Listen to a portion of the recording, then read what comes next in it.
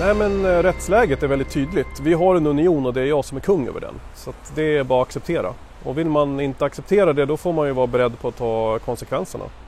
Ja, inte är det Kristian som ska styra över Sverige. Han kan hålla sig till Köpenhamn.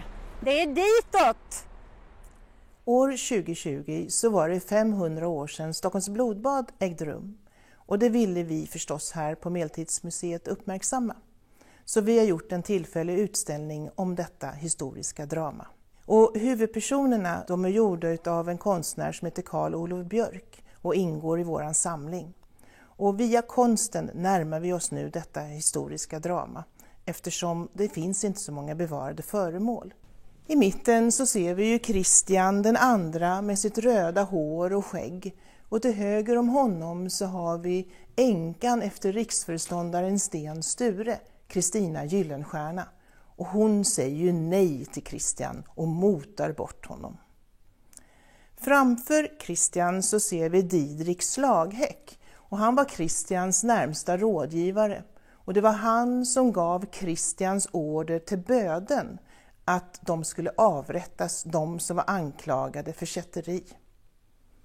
Framför honom så har vi biskop Brask. Och biskop Brask håller i sin hand den brasklapp, eller den lapp som friade honom från att bli avrättad.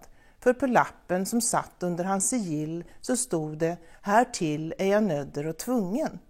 Det vill säga skriva under det dokument som sa att biskop Trolle, eller ärkebiskop Trolles borg, Stäket, skulle rivas. Man kan inte lita på dig. 1518 stack du iväg till Köpenhamn med gisslan, fast du lovat att gå i land och förhandla med min man Sten Sture om fredsvillkoren. Och min trogna rådgivare sedan många år tillbaka, Hemingard, en gammal man, du hotade honom säkert. Men hans nåd, vi måste ju låta Kristina prata till punkt. Danmark. Jag är kung över Sverige, Norge och Danmark. Vi måste låta Kristina prata till punkt. Min trogna rådgivare sedan många år, Hemingard, lät du hjärntvätta i Köpenhamn. Och du lät anklaga en hederlig adelsman. Du lät avrätta honom för att han hade förgiftat din älskarinna, din frilla Vibeke.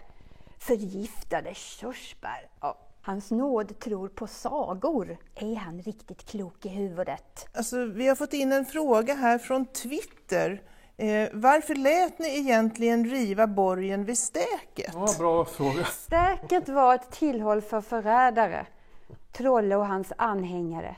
Trolle hade fått för sig att Stäket och dess län tillhörde honom personligen.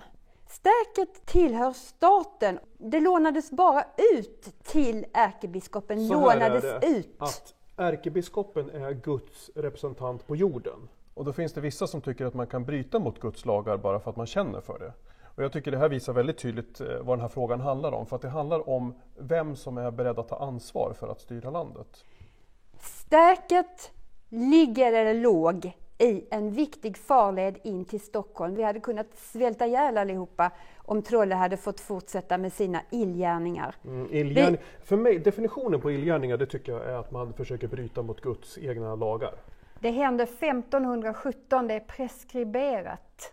Och dessutom så vägrade Gustav Trolle att svära trohet till min man, riksföreståndaren Sten Sture.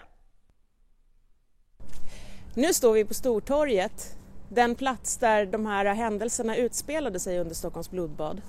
Någonstans där borta stod schavotten där människor blev halshuggna. Och vi ska besöka platsen för där en av dem bodde. Han hette Nils Henriksson och han var verksam som kyrkvärd i Storkyrkan. Nils Henriksson, han är gift med Ingrid Eriksdotter. Den här hemska dagen den 8 november, då kommer soldaterna till deras hus som de har bott i, här någonstans, i 3 års tid. Ingrid och barnen tvingas stå på gatan utanför när soldaterna plundrar huset på ägodelar och lagervaror. Och Långe Nils, som han kallades, pappa, han släpas bort till Stortorget. Och i Storkyrkans minnesbok skriver man att han dör genom halshuggning.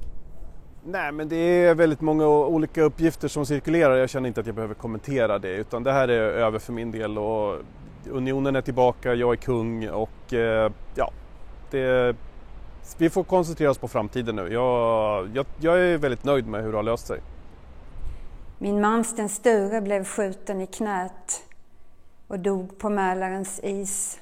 Men hade han överlevt kulan så hade han blivit avrättad på Stortorget tillsammans med de andra männen.